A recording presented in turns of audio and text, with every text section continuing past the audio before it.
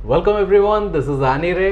तो last episode में हमने एलएसडी के बारे में डिटेलिंग में जाना और कैसे ठीक हो सकते हैं और कैसे कैसे सारी चीज़ें हमने जाना। तो जैसे अभिजीत आप बता रहे थे कुछ और ड्रग्स भी होते हैं, तो थोड़ा उसके बारे में बता देंगे तो अच्छा रहेगा। ओके अनी, आज का जो टाइम चल रहा है इसमें the most famous and most notorious drug जो चल रहा है वो चल रहा है एमडी, जिसको लोग मेथ बोल रहे हैं, ओके, जिसको मेफेड्रॉन बोला जाता है। MD is big time now, means मतलब हर कोई एमडी करने के सपने देखता है आजकल, जो सपने थोड़ा नहीं कर ही रहा है इजीली अवेलेबल है, वेरी इजीली। ओके, मतलब हम यहाँ जहाँ बैठे हैं यहाँ से 2-4 किलोमीटर के रेडियस में ऐसे कम से कम 10-15 लोग होंगे जो एमडी बेच रहे हैं। ओके, और ये एरिया तो हॉस्पिटल्स और इंस्टीट्यूशंस का ही एरिया है मेजर, बट तुमको 5 किलोमीटर के रेडियस में ये सारी चीज़ें मिल जाएंगी, क्योंकि एमडी जैसे जो ड्रग्स है ये किन के लिए अट्रैक्टिव है? ये अट्रैक्टिव है यंग जनरेशन के लिए।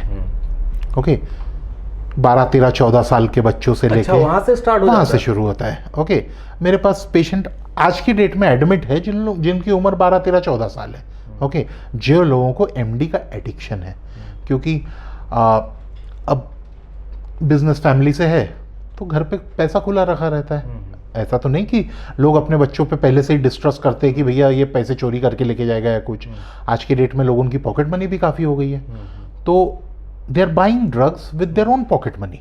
ठीक है, अब एमडी तो एक हो गया, दूसरा जो हर जगह अवेलेबल है, ऐसे कई और ड्रग्स भी है, राइट।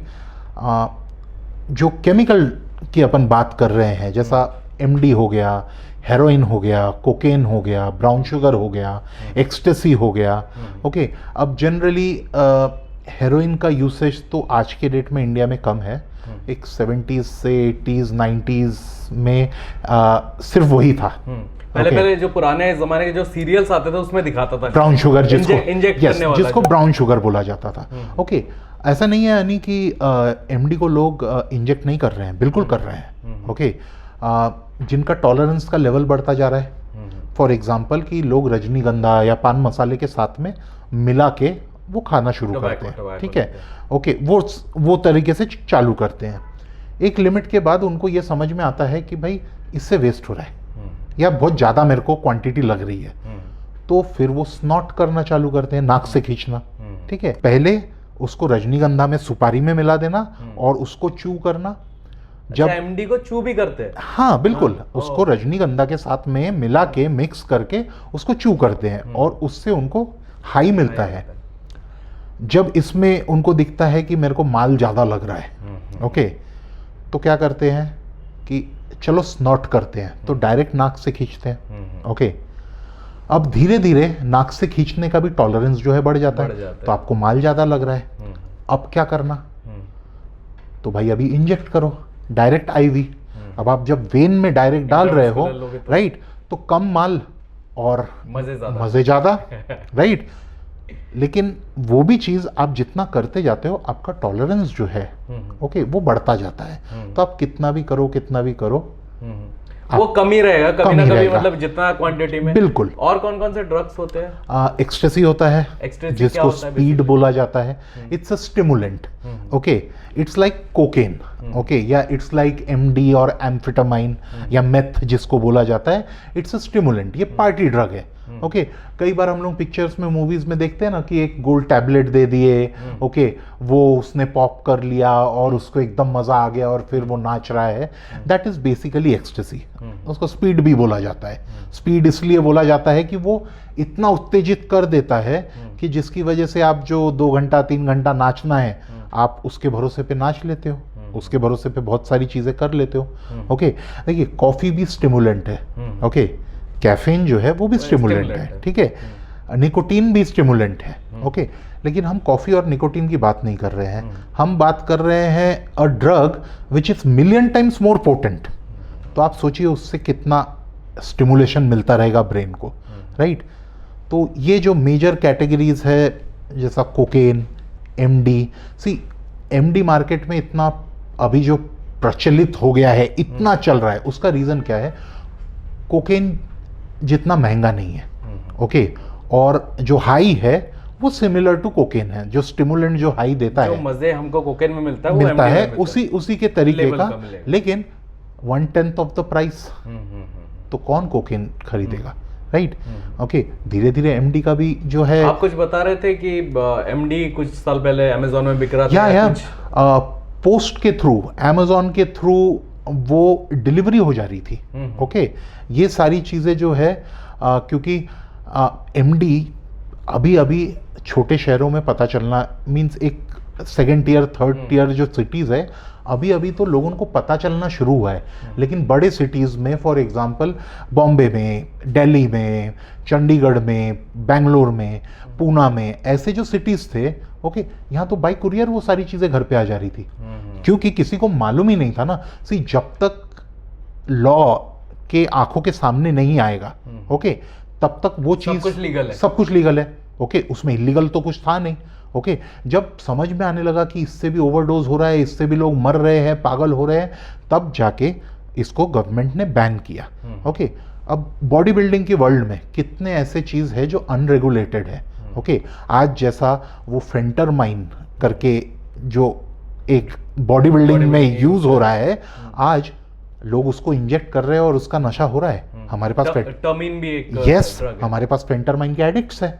ओके, जो एडिक्ट हो गए हैं फेंटरमाइन के, वो रोज खुद को इंजेक्ट कर रहे हैं फेंटरमाइन के साथ में, राइट? ओके, तो ये सारी चीज़ें कैसा है, पता चलने में भी टाइम लगता है कि कौन सा चीज़ का लोग कौन सी चीज़ को कब अब्यूज़ करना शुरू करेंगे। We don't even know. Okay, और एक बार अब्यूज़ करना शुरू हो जाता है तो आप फिर फंस जाते हो। फंस गए तो निकलना मुश्किल, राइट? तो ये जितने भी ड्रग्स है, चाहे वो एमडी हो, चाहे कोकेन हो, चाहे हेरोइन हो, चाहे एक्सटेसी हो, या जो भी चीज़ें लोग आज के डेट में कर रहे हैं, ओके, ये सारे ड्रग जो है, देखिए कई लोग रहते हैं जिन्होंने एक दो बार किया रहता छोड़ देते हैं। ओके, उनको उतना शायद इफेक्ट नहीं होता है, तो बोलते समय तो वो बहुत सारी चीज़ें बोल देते हैं कि अरे क्या कुछ नहीं होता, हमने भी करके देखे हैं। लेकिन यही लोग उनको आप मेंटल हॉस्पिटल्स में लेके जाइए, साइकेट्रिक नर्सिंग होम्स में लेके जाइए, और बेस्ट उनको रिहैब में लेके जाइए, और वहाँ दिखाइए कि एक्चुअली ड्रग अब्यूज़, ओके, या ड्रग एडिक्शन की वजह से पेशेंट्स की क्या हालत है। क्योंकि वो हालत इतनी दयनीय है, ओके, कि उनके बिजनेस ठप हो गए हैं, उनकी नौकरियां चली गई है, बीवियां छोड़ के चली गई है, बच्चे छोड़ के चले गए हैं। ओके, यहाँ तक कि उनमें ये भी कॉन्फिडेंस नहीं बचा है कि वो कुछ काम कर सके।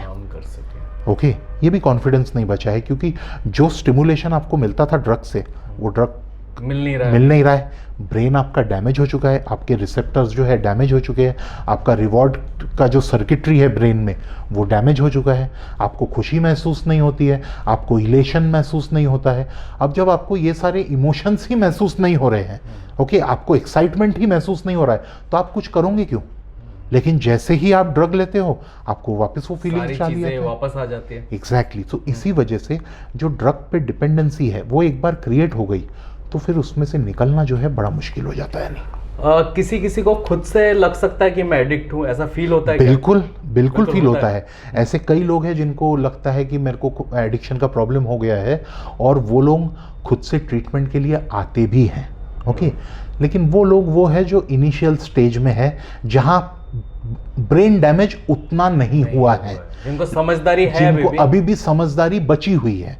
ओके, लेकिन ज़्यादातर लोग वो सिचुएशन जब क्रॉस हो जाता है, ओके, जब कोई ऑप्शन ही नहीं बचता है, तब वो रिहैब पहुंचते हैं, और वो भी रिहैब खुद की मर्जी से नहीं आते हैं। उनका या तो ओवरडोज हो जाता है, या घर वाले उनको एडमिट करवाते हैं, क्योंकि वो लोग तो सेंसेस में ही नहीं रहते हैं ना।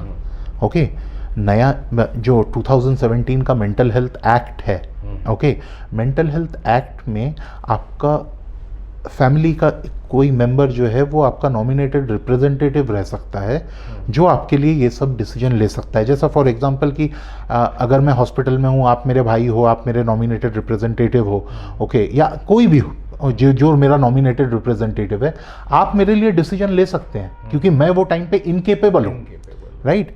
मैं अगर ड्रग एडिक्शन की वजह से या ड्रग अब्यूज़ की वजह से मैं अगर मेरे सेंसेस ही नहीं है, मैं सेंसेस में ही नहीं हूँ, तो मैं लॉजिकल डिसीजन कहाँ से लेने वाला हूँ? नहीं ले सकता हूँ। ओके। तो जो लोग भी, मैं सुनता हूँ ना, ओके, लास्ट वीडियोस भी हमने और आपने जो 4-5 साल पहले शूट किए थे, ओके, उसमें कितने कमेंट्स ऐसे थे कि अरे इसको क्या मालूम, राइट? ओके, ऐसे कई लोग हैं, इन लोगों को रिहैब जाके विजिट करना चाहिए। कुछ कमेंट आए थे कि मुझे कुछ नहीं हुआ। यस, ठीक है, आप जो बता रहे हो ये झूठ है। Yes. मैं तो अभी भी, मैं 10 साल से ले रहा हूँ। Yes. मुझे कुछ भी नहीं हुआ। तो ऐसा सच में उनके साथ कुछ नहीं होता है क्या? अब जो पूरी तरीके से एडिक्ट हो चुका है, राइट, जिसका ब्रेन फंक्शनिंग खत्म हो चुका है, ओके, वो तो कभी नहीं बोलता ना मुझे कुछ हुआ है करके, राइट? Exactly, right, okay. मैं आपको एक एग्जांपल देता हूँ कि एक यही तरीके का नशा करता था और वो जाके एक आश्रम में घर का पैसा, ओके, कितना पैसा ये मत पूछिए, लेकिन कई सीआर में उसने कैश में हार्ड अर्न मनी आश्रम में जाके दान करके आया, ठीक है, ओके। और उसके बाद वो ये बोल रहा है कि मेरे को तो कुछ हुआ ही नहीं है। भैया, तूने पूरा घर का पैसा उठा के तूने सब दे दिया, तूने ऑलमोस्ट अपना बिजनेस को जो है पूरी तरीके से खत्म कर दिया, और उसके बाद भी तू बोल रहा है, ओके, कि मैं ये कैटेगरी में नहीं आता हूँ। ठीक है, कुछ लोग हो सकते हैं जो ये कैटेगरी में नहीं आते हैं, लेकिन एक टर्म अपने को याद रखना पड़ेगा, वो है एज येट, अभी तक। आप किस्मत वाले हो कि अभी तक आपके साथ ये हुआ नहीं है, ओके, लेकिन आगे हो सकता है। तो ये रिस्क लेना क्यों? अब वो वीडियो जो हमने और आपने अपलोड किए थे, मुझे अनी कम से कम 5,000-6,000 कॉल्स आए रहेंगे। अब ये 5,000-6,000 कॉल, मैं खुद परेशान हो गया था कॉल्स लेते लेते। रात को 2 बजे, 3 बजे, 4 बजे कॉल्स आ ही रहे हैं। ये जो 5,000 के ऊपर जो कॉल्स आए रहेंगे मेरे को, ये वो लोग थे जिनको प्रॉब्लम हो रहे हैं और सालों साल से हो रहे हैं, और हर बार यही पूछते कि सर अब क्या, लाइफ तो खत्म हो गई, अब क्या, ओके। और उनकी आवाज से समझ में आता है कि उनकी कितनी दयनीय कंडीशन है, ओके, कि वो चाह के भी छोड़ नहीं सकते हैं। वो चाहते हैं कि छोड़ना, लेकिन छोड़ नहीं सकते हैं।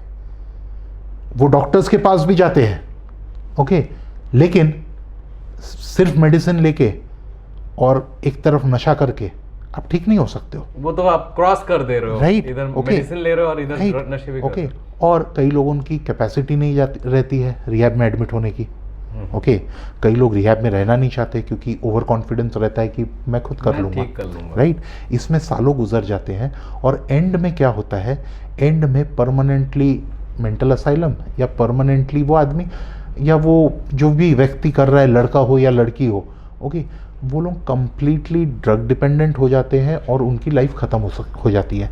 ना उनसे पढ़ाई होती है, ना काम होता है, ना बिजनेस होता है, कोई भी चीज नहीं। तो फीमेल्स भी आपके पास आते हैं क्या? बिल्कुल आते हैं। अच्छा, मतलब ये एडिक्शन है? जी जी बिल्कुल, मेल फीमेल सी ड्रग जो है, ओके, फीमेल्स का नंबर जो है अभी लास्ट 10 साल में जो है काफी बढ़ गया है, ओके, लेकिन ड्रग डिफरेंशिएट नहीं करता है कि कौन मेल है कौन फीमेल है, ओके। जिसका लेट्स से कि जेनेटिक्स में एडिक्शन हो या जेनेटिक्स में मेंटल प्रॉब्लम हो, ओके, वो लोग ड्रग के तरफ बहुत जल्दी आकर्षित होते हैं। कुछ लोगों का सिचुएशनल बेस्ड रहता है कि वो ऐसे माहौल में रहते हैं जहाँ ये सब चीज़ें अवेलेबल है, तो वो लोग भी इसमें जल्दी फंस जाते हैं, ओके। कुछ लोगों का ट्रॉमा रहता है, ओके, चाइल्डहुड ट्रॉमा, ओके, या कोई बहुत आघात लगा है, जिसके रिलीफ के लिए उन लोगों ने ड्रग का सहारा लिया, और ड्रग लेते बराबर उनको ये एहसास हुआ कि ओके, पेन कम हो गया, this is my thing, I have arrived now, I am feeling better, और वो चीज़ें कंटिन्यूसली करते रहे, और वो आज ये पोजीशन में पहुंच गए हैं जहां चाह के भी वो छोड़ नहीं सकते हैं। कितना टाइम लगता है एडिक्शन, मतलब एकदम प्रॉपर एडिक्टेड होने में? 1 दिन भी लग सकता है, 1 साल भी लग सकता है, 10 साल भी लग सकता है। ये पर्सन टू पर्सन डिपेंड करता है, ओके। कई लोग ऐसे हैं जिन लोगों ने 1 दिन ड्रग किया, उनको उसमें मजा आया, नेक्स्ट डे भी किया, उतना मजा कभी नहीं आया आज तक। एग्जैक्टली, उतना मजा कभी नहीं आया, तो उन्होंने नेक्स्ट डे भी किया, अगले दिन भी किया, अगले दिन भी किया, और वो एडिक्ट बन गए इमीडिएटली, ओके। कई लोग हैं जिन लोगों ने स्कूल कॉलेजेस में कभी तो भी ट्राई किए, फिर 2-3 साल बाद ट्राई किए, फिर कभी कभार हफ्ते में, 10 दिन में, 15 दिन में किए, तो over a period of time gradually उनका जो एडिक्शन है वो बढ़ता गया।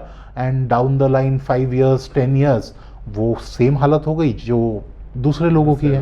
तो टाइम पीरियड जो है वो बता नहीं सकते हैं, लेकिन at the end of the day आप अगर रेगुलर ड्रग यूज़ कर रहे हैं, रेगुलर कोई भी चीज़ कर रहे हैं, means that's a problem. Okay, हाँ, स्कूल कॉलेजेस में लोगों ने एक आध बार किया है, बचपने में किया है या भाई ट्राई करने के लिए किया है, वहीं तक रहो, अब मत करो।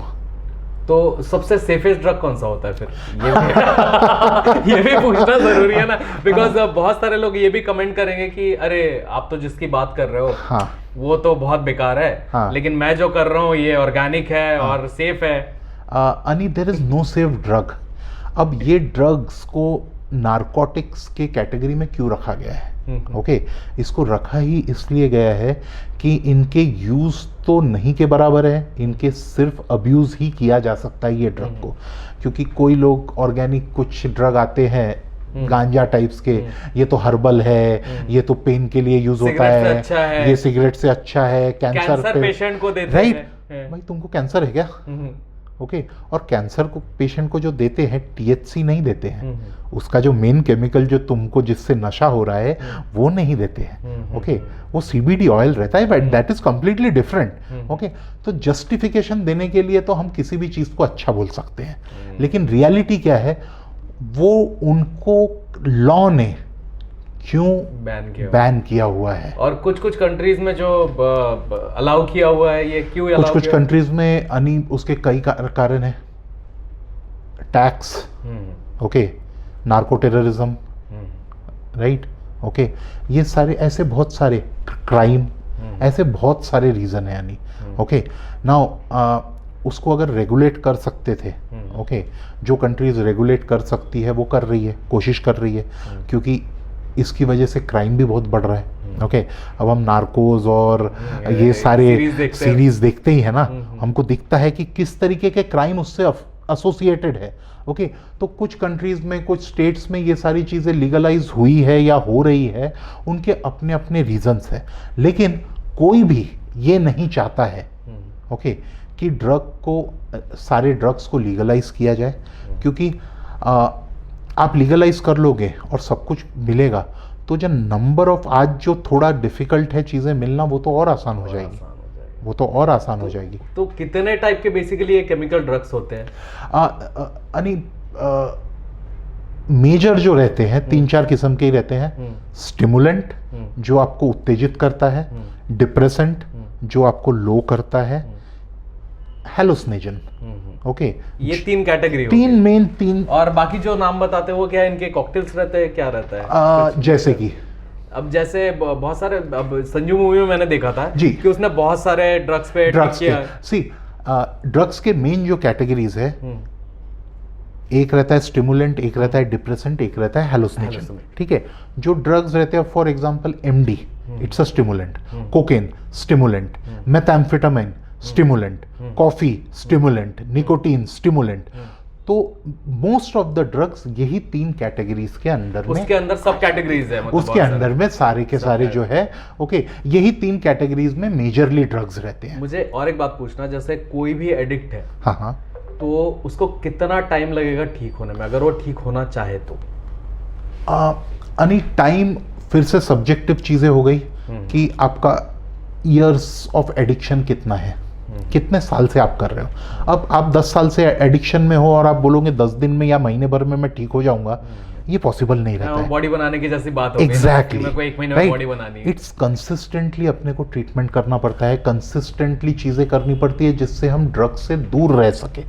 ओके, उसमें फार्माकोलॉजी एक पार्ट हो गया, ओके, साइकोथेरेपी दूसरा पार्ट हो गया, काउंसलिंग एंड साइकोथेरेपी, राइट। सो ये सारे कॉम्बिनेशन के हिसाब से टाइम तो लगता ही लगता है। तो अभिजीत, जैसे आपके रिहाब में बहुत सारे पेशेंट आते हैं, तो कौन से पेशेंट बहुत जल्दी चले जाते हैं, कौन से पेशेंट को बहुत टाइम लगा, ऐसा कुछ आपके पास होगा ना रिकॉर्ड? हाँ, अनि वो लोग जो